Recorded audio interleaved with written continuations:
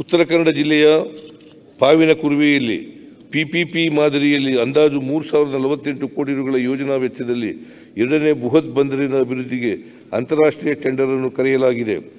ಕಾರವಾರ ಮತ್ತು ಹಳೆ ಮಂಗಳೂರು ಬಂದರುಗಳಲ್ಲಿ ಸಾರ್ವಜನಿಕ ಖಾಸಗಿ ಸಹಭಾಗಿತ್ವದಡಿ 4 ಬರ್ತ್ಗಳನ್ನು ಅಭಿವೃದ್ಧಿಪಡಿಸಲು ಗುರುತಿಸಲಾಗಿದೆ. ಕಾರವಾರ, ಹಳೆ ಮಂಗಳೂರು ಮತ್ತು ರಾಜ್ಯದ 11 ಕಿರು ಬಂದರುಗಳಲ್ಲಿ ಸುಗಮ ಸಂಚಾರಕ್ಕಾಗಿ ಹೂಳೆತ್ತುವ ಕಾಮಗಾರಿಗಳನ್ನು ಹಂತ ಹಂತವಾಗಿ ಕೈಗೊಳ್ಳಲಾಗುತ್ತಿದೆ. ಉತ್ತರ ಕನ್ನಡ ಜಿಲ್ಲೆಯ ಮಂಕಿಯಲ್ಲಿ ವಿವಿಧೋದ್ದೇಶ ಬಂದರಿನ ಅಭಿವೃದ್ಧಿಗೆ ಕಾರ್ಯಸಾಧ್ಯತಾ ವರದಿಯನ್ನು ತಯಾರಿಸಲಾಗುತ್ತಿದೆ. ಕಾರವಾರ ಬಂದರಿನಲ್ಲಿ ಬೆಂಕಿ ನಂದಿಸುವ ಉಪಕರಣಗಳ ಅಳವಡಿಕೆ ಕಾಮಗಾರಿಗಳನ್ನು ಕೈಗೊಳ್ಳಲಾಗುವುದು.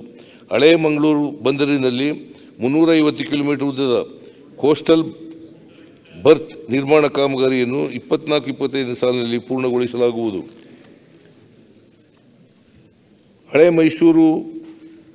ಹಳೆ ಮಂಗಳೂರು ಮತ್ತು ಅಂಗಾರಕಟ್ಟೆ ಬಂದರುಗಳಲ್ಲಿ ಸಾರ್ವಜನಿಕ ಖಾಸಗಿ ಸಹಭಾಗಿತ್ವದಲ್ಲಿ ಆಧುನಿಕ ಹಡಗು ನಿರ್ಮಾಣ ಚಟುವಟಿಕೆಗಳನ್ನು ಪ್ರಾರಂಭಿಸಲಾಗಿದೆ. ಈ ವಲಯದಲ್ಲಿ ಇನ್ನೂ ಹೆಚ್ಚು ಹೂಡಿಕೆಯನ್ನು ಆಕರ್ಷಿಸಲು ಆದ್ಯತೆ ನೀಡಲಾಗುವುದು. ಮೂಲಸೌಕರ್ಯ ಅಭಿವೃದ್ಧಿ ಇಲಾಖೆಯಡಿಯಲ್ಲಿ ಕಾರ್ಯಸಾಧ್ಯತಾ ವರದಿಗಳ ತಯಾರಿಕೆಗಾಗಿ Karnataka infrastructure project development fund ಅನ್ನು ಸ್ಥಾಪಿಸಲಾಗಿದ್ದು, ಇದನ್ನು ಆರ್ಥಿಕವಾಗಿ ಮತ್ತಷ್ಟು ಸದೃಢಗೊಳಿಸಲಾಗುವುದು.